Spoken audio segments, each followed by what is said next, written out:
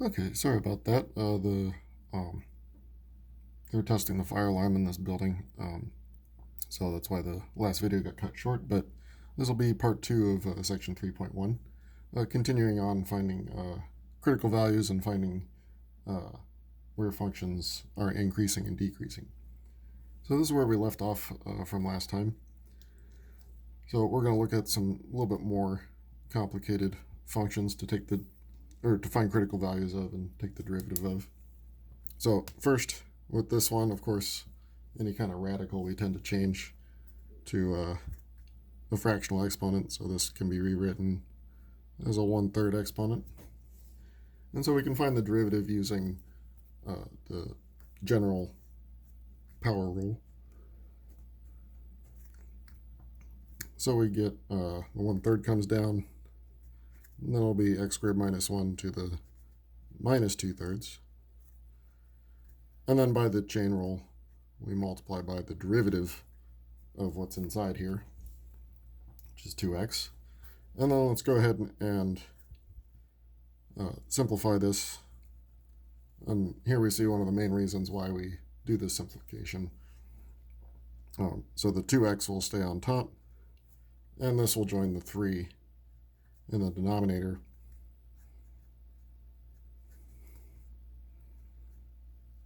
You could rewrite that as a fractional or as a radical, but it's not really necessary here.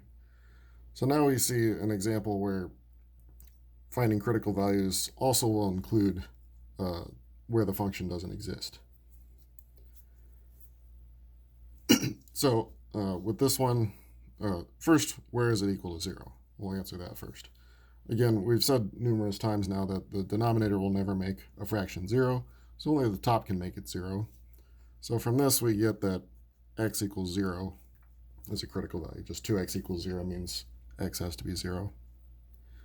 But now we have the denominator could be 0. When this is 0, it doesn't really matter the exponent here. If what's inside here is 0, then the whole denominator will be 0. And we can see that happens at plus or minus 1. So we also get critical values of -1 and 1. So we have 3 critical values, so let's look at our number line.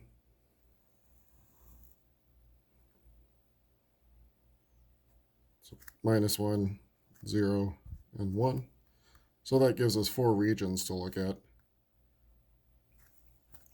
to decide whether it's positive or negative, or increasing and decreasing. I'll show you one way of doing this without necessarily having to plug these values in. So plugging in a -2, we can just imagine what we get, what sign we get on the top and bottom. So -2 on the top will be -4, but it'll be negative. And a -2 in the denominator, this guy's actually always positive because of the 2 here of the 2/3, because that means you're squaring it and taking a cube root, but that keeps everything positive. So no matter what, this is going to be positive. So you have a negative over a positive, which comes out to be negative. So that's decreasing in this region.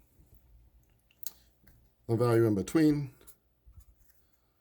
we're actually going to see the same thing, right? Because a -1/2 here would be a -1. And then here again, this is always positive. So again, we're getting a negative over positive. So that's negative. So here we have a critical value where it doesn't change signs. But on the other side, if I plug in 1/2, I get +1 on the top, positive on the bottom. So it's positive. And same if I were to plug in 2. Positive, positive. So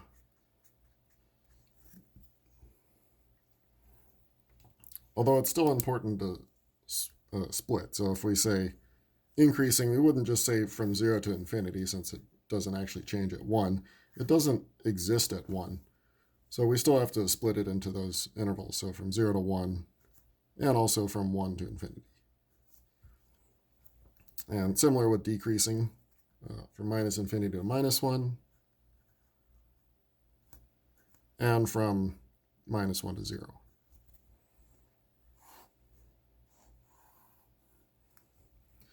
Now we'll see examples where the critical number is a value that does exist for the function. Then we can just combine the intervals into 1. But if the point that we're looking at is a value where it doesn't exist, like 1 and minus 1 came from values where the derivative doesn't exist. Oh, sorry, actually, maybe this is the example.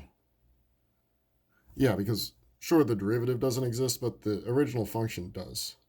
Okay, so let's clear this and go ahead and say, so 0 to infinity, and then minus infinity to 0. What I said was still true. We'll probably see an example of that later. But here, if we look at the original function does exist at 1 and minus 1. So it's okay to do this.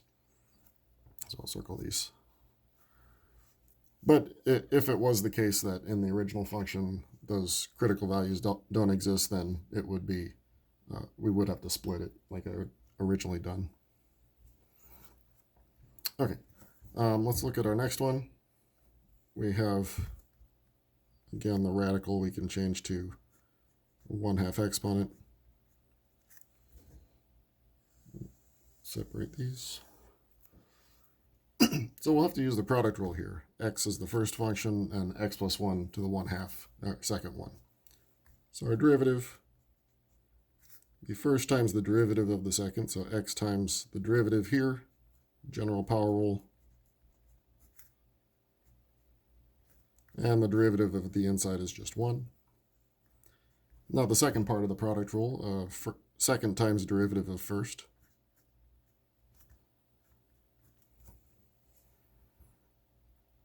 Now again, very important here to simplify. So we'll set this equal to, we'll simplify things before we set it equal to 0. So here the negative exponent, we'll put it in the bottom. So the only thing on top here is an x. And we'll have 2 times square root of x plus 1. And here is just square root of x plus 1. But I'm going to write it like this because I want to cut a common denominator. So I'll think of this as being over 1. And we'll multiply top and bottom by 2 times the square root of x plus 1.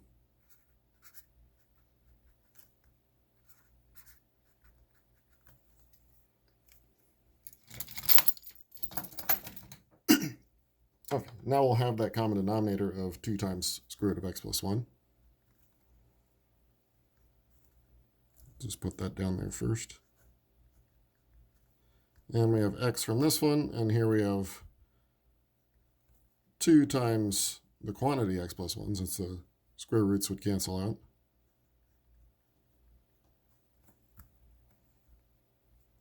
And so we have 2x plus 2, so that's 3x plus 2.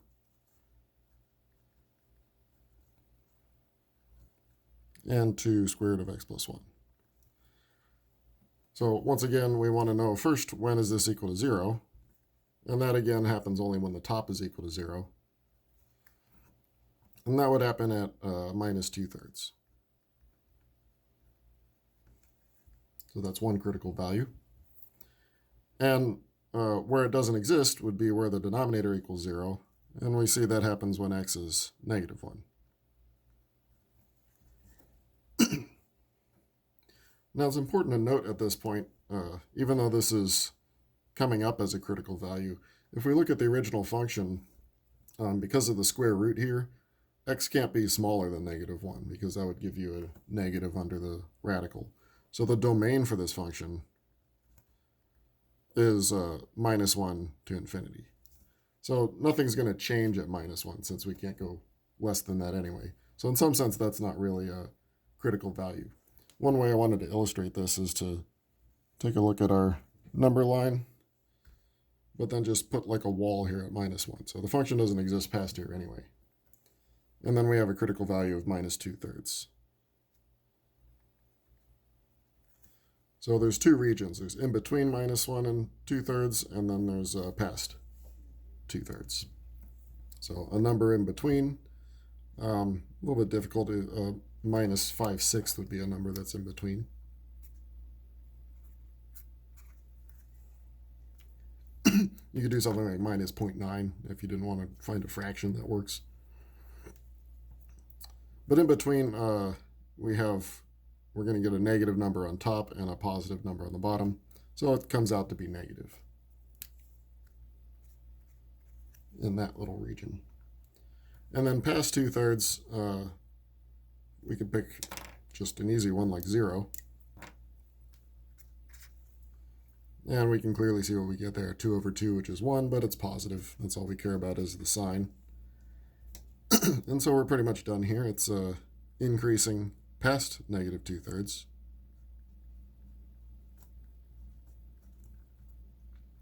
And it's decreasing, and here's an exception to what I said before about always using parentheses. We can actually include the -1 here, since that's the lower end of our domain, and up to minus 2/3.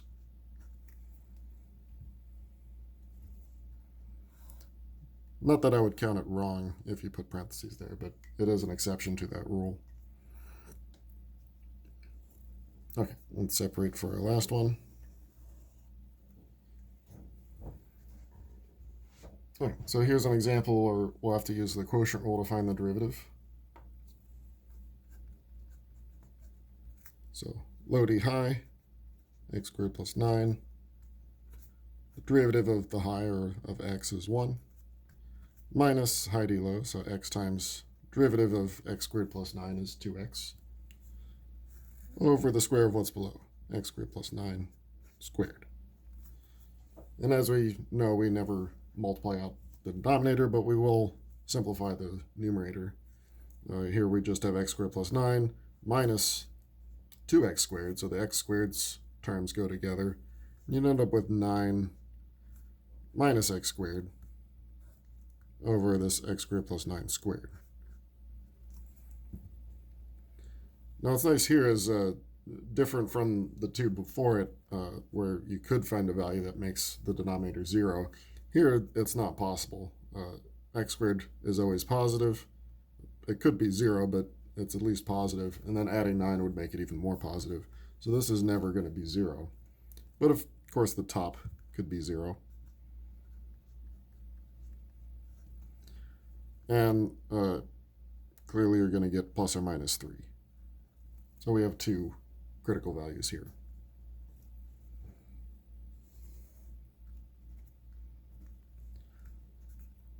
Minus 3 and 3.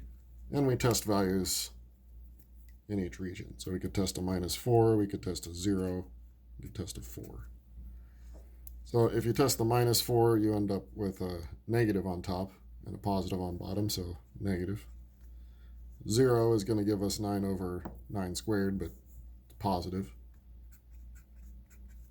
And then at 4, we're once again getting a negative on top, positive on bottom, so negative. So we just write down what we get. It's increasing in between minus 3 and 3, and it's decreasing on the other intervals, so minus infinity to minus 3, and from 3 to infinity.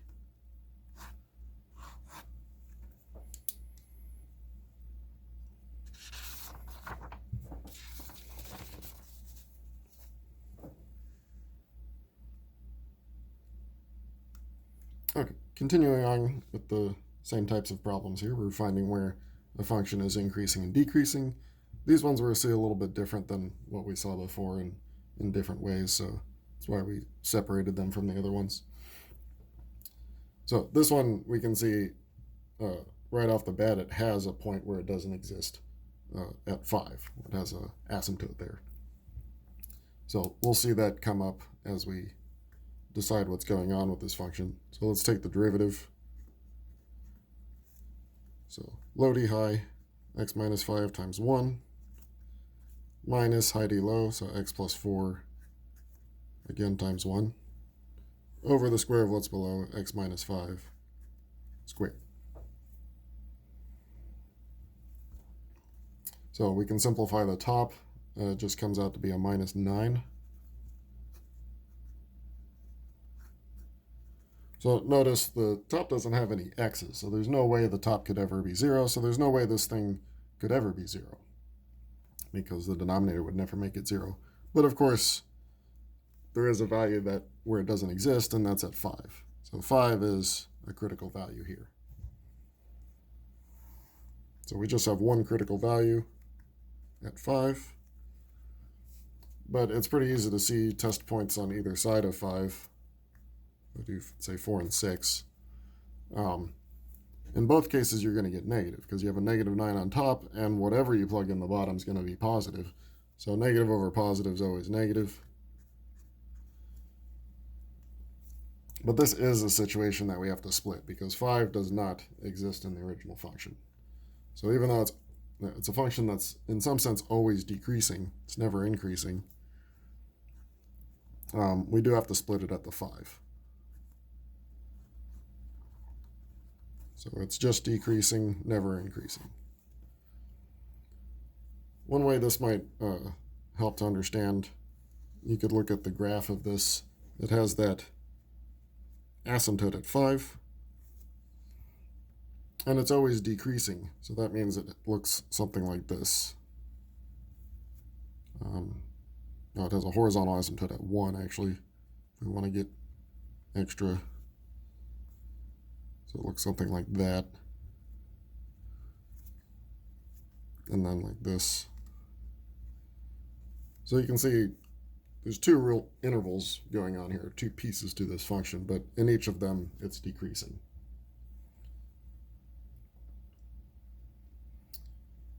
Okay, our next one, to find the derivative here, it looks like you might need the quotient rule, but if you just have one term in the denominator, you can split this up. So this is really x dividing there, and then 2 over x squared would be 2x to the minus 2, and that's where we would want to take the derivative at this step.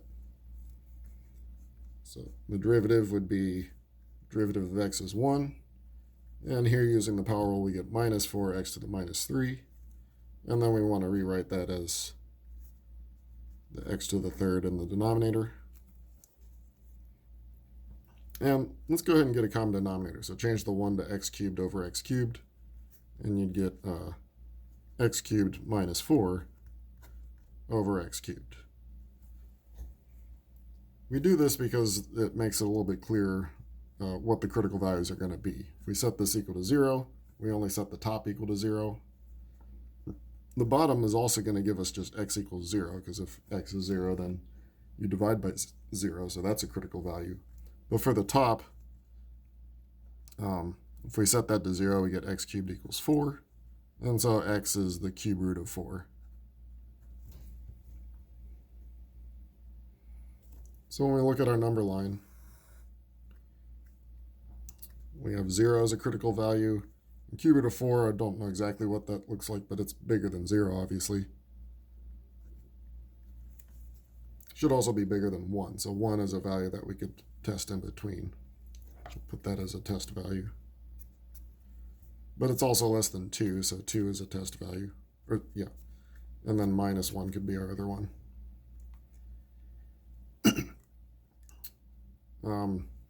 If we plug in minus 1 into here, you're going to get negative on top, negative on bottom, so it comes out to be positive. At 1, you'd get negative on top, positive on bottom, so negative. And finally at 2, both are going to be positive, so positive. So here we have an example where we have a asymptote, just like we had a asymptote at 5 for this one. We have an asymptote at 0, but here it didn't change. This one it does change. So it increases minus infinity to 0, along with the cube root of 4 to infinity.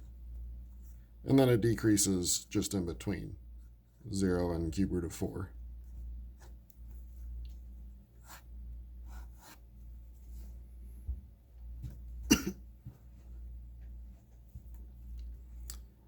The next one, we can still take the derivative of a piecewise function. We just have to take the derivative of each piece. So the derivative here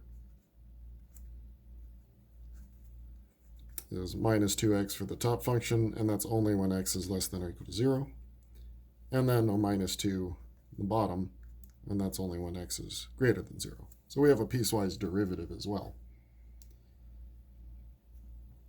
Now if we set either of those pieces equal to 0, well, the bottom doesn't get will never be 0, but the top would be 0 at x equals 0 as a critical value. And, well, that also coincides with the with where it splits, but say if this split at a different value like 1, that would also be a critical value, because that's where the function completely changes to a new function, so something else could happen there. But in this case, we just have one critical value at 0. And we have to be careful again when we test things into the derivative. Like we could test -1 and 1. We have to test it into the right piece. So -1, since that's less than or equal to 0, we have to plug it in here. So that would give us a positive number, -2 times -1. And 1, since that's bigger than 0, we have to plug it in here, which is always a -2. So it's just negative here. So this is increasing from -infinity to 0, and it's decreasing from 0 to infinity. If you're curious about what this original piecewise function looks like, 4 minus x squared would have a y-intercept of 4 and then a parabola opening down. And then minus 2x would cross at 0 but never equals 0. And then has a slope of -2, so it would go this way. So we can see it's increasing and then decreasing.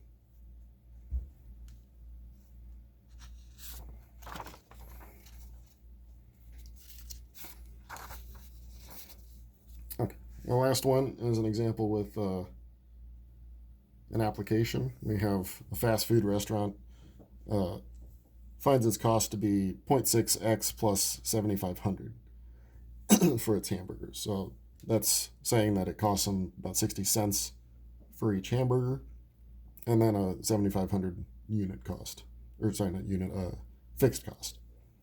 So that's like their operating cost. And then the revenue is 1 over 20,000 times 65,000x minus x squared. And we have a domain restriction here. X, or a number of hamburgers, has to be between 0 and 50,000. So first, I wanted to go ahead and just distribute this 1 over 20,000. So we get our revenue function as 3.25x minus, and then 0.00005x squared. To interpret this, this would mean that you're selling each hamburger for $3.25 and cost you 60 cents to make. And then this is kind of a diminishing returns, saying that if you make if x is small, this is doing nothing to your revenue. But if x starts to get large, so the more hamburgers you make, your revenue gets cut into a bit. Now we find our profit function. Profit, which of course is revenue minus cost. So we put our revenue function,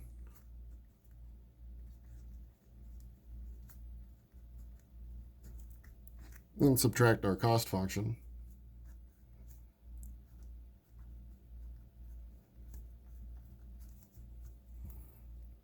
And we distribute this minus sign, combine like terms, and we put everything in descending order. So I'll put this x squared term first, and then 265x, and then minus the 7,500. So again, the main kind of part of this is that this fixed cost is eating into your profit. The diminishing return part is eating into your profit. But the main part of it is just 265x, so about a profit of 265 for each hamburger. Or not profit, the revenue, or how much you're making, your net increase is going to be this 265 mostly. But now we'll see where the profit is increasing and decreasing. So you'd expect it to be increasing for the most part, but then because of this diminishing returns part, it's going to start decreasing at some point. So we find it by first setting the derivative equal to 0. So the derivative here would be minus 0.0001x, and then plus 265. We want to know when that's equal to 0. That's not too hard to solve. Subtract the 265, divide. you get 26,500. So that's the number of hamburgers. That's a critical value here. And so that should be the point where it switches from increasing to decreasing.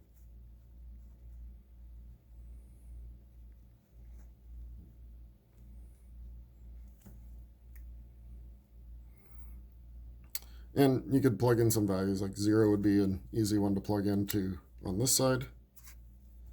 Of course, 0 would give you the 265, so it's positive here. As we expected, it starts off with your profit increasing until you reach this point, this number of hamburgers. So if you pick something like 30,000 to plug in, you should find a negative number. Plug that in here. It should come out to be negative, and it'll be negative from that point on. So we have that our profit is increasing between 0 and 26,500 hamburgers, and then it's decreasing from that point on. And in this case, we would end at our end of our domain. So not necessarily going to infinity on this one. Or we're not going to minus infinity either, because 0 is the beginning of our domain. So we want to know how many hamburgers the restaurant would need to sell to obtain maximum profit. We can see that, where profit is increasing until it reaches 26,500, and then it starts to decrease. So that means that we do get our maximum profit at 26,500.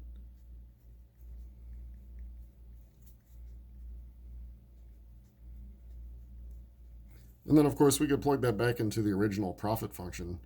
So if you plug this value in here for these x's, you'd get actually how much your maximum profit could be with that number of hamburgers. In this case, you should get 27,000. I can't read my own writing anymore. I think it was 672.50.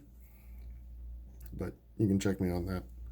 But that's the idea. You plug the number of hamburgers back into your profit function. So this is the profit. Okay, so that's it for part 2, turns out, for this video. So next video will be on 3.2, looking at extrema, which are these maximum and minimum values, and what's called the first derivative test to find them.